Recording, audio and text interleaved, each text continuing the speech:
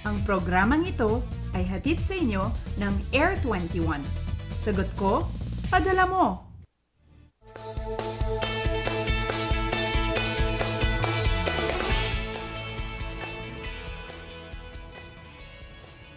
Good morning Pilipinas! Bango na at salubungin ang araw na ito ng puno ng pag-asa. Dapat maging positibo lalong-lalo na at bagong taon na, dapat good start. Kaya start your day right, live mula sa Pag-asa Weather and Forecasting Center. Ito ang Panahon TV na mula Lunes hanggang Linggo, unang-una maghatid sa inyo ng pinakabagong ulat panahon. Mapapanood rin kami via live streaming sa www.ptv.ph. Kasama niyo po ngayong Thursday morning, January 9, 2014. Ako po ang inyong weather lover, Amor La Rosa. Sa ating world history, January 9, 1968, naganap ang soft landing ng Surveyor 7 space probe at naging ikalima at huling spacecraft ng Surveyor series. Ilan po sa mga misyon ng spacecraft na ito ay ang pagkuha ng mga larawan ng paglanding nito, matukoy ang relative chemical element abundance at mamanipula ang lunar material. Ito lang po ang Surveyor na nakalapag sa Lunar Highland Region at ang spacecraft na ito po ay may taas na halos 3 metro at may solar cell pa ito kung saan gumamit ng 85 watts of electrical power sa mga baterya para po yan sa komunikasyon.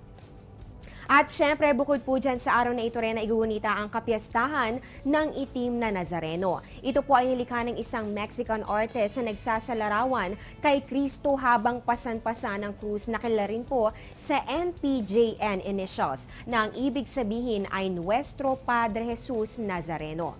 May ilang ulat na nagsasabi naging itim ang statue dahil nasunog ang galyo na may lulan dito habang binabaybay ang dagat patungo sa Pilipinas. Isa rin po itong panimula ng paniniwala ng marami na ito ay mapaghimala dahil hindi man lang po ito nasunog bagamat umitim ang kulay at tinawag nga po natin na Black Nazarene.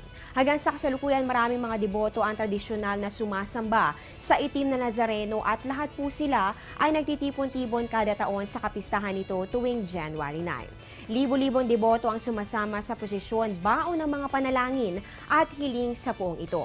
Ang malalim debosyon ng mga Pilipino sa Black Nazarene ay isa rin po sa mga kinikilalang kaugalian dito po yan sa ating bansa. Kaya naman para po sa ating mga kababayan na makikiisa sa prosesyon ng Itim na Nazareno, mag-ingat po kayo at patuloy po natin ipahayag ang ating pananampalataya sa Puong May Kapal.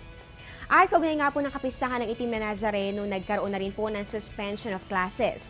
Sa bisa po ito ng Executive Order No. 41, suspendido ang lahat ng klase sa lahat ng antas sa lungsod ng Maynila ngayong Huwebes upang bigyan daan ang gaganaping posisyon ngayong araw.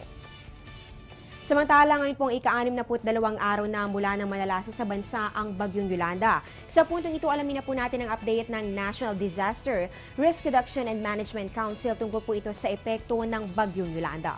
Ito po ang pinakahuling datos sila as of 6 a.m. kahapon, January 8, 2014. Sa casualties, umabot na po ng 6,183 ang nasawi. Higit 28,000 pa rin ang sugatan at higit 1,000 naman ang nawawala. Para naman sa affected population, more than 3 million families o katumbas ng higit sa 16 na milyong katao ang apektado pa rin sa 9 na rehiyon.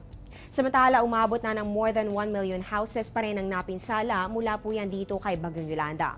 At para naman po sa cost of damages, higit 36 billion pesos ang halaga ng pinsala sa agrikultura at infrastruktura.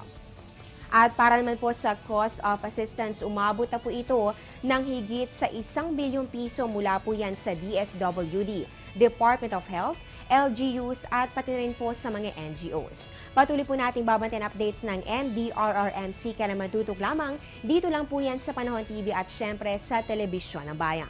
Time check muna tayo, Philippine Standard Time po natin ay 5:02 ng umaga. Mamaya malalaman na po natin ang update sa lagay ng ating panahon kasamang isang weather forecaster ng Pag-asa. Magbabalik pa po kami matapos ang ilang paalala.